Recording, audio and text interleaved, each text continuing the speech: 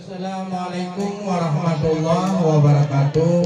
Saudara ulun tuan mengandung Bauro yang berbahagianya kamu nah di sebuah kampung Kuala Trang, yaitu dusun Lungmane yang kecamatan Kuala Pesisir, Kabupaten Nagan Raya.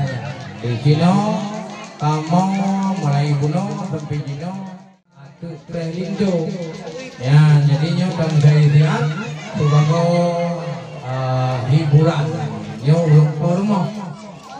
Alhamdulillah Allah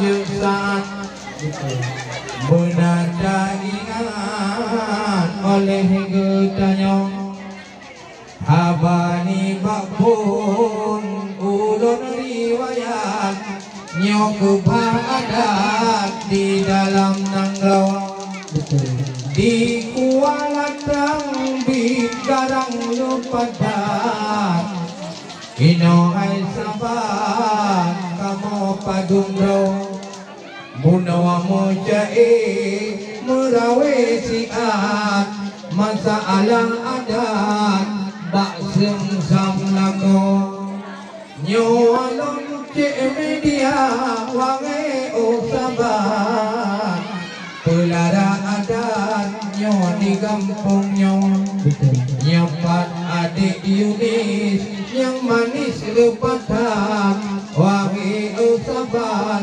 kacarong merampong dilikot lantuan narakan sabar nyawa urung hayatan kau yang kau so komedian Aceh berlepatan uronyo hai sabar gujaan kamu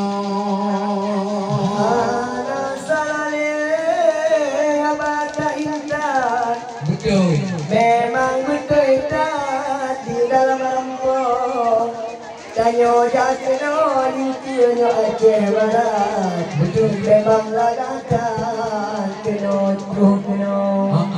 nyo Kuala Trang memang hai lupatan betul masalah ada di tekro luarang dong ujon dakalan bungo melipat-lipat memang ladakan buka tempo pulau dakalan memang yang masyarakat berlupatan sahot rukno contoh dakalan uronoyan timuangan barat jika masahot hai para undangan yang kagul lewat kuno watok lugat bak rumojun putra dengan urang rumah kita melupatan untuk berangkat kemuman jaro lupa jombu di ibu mengan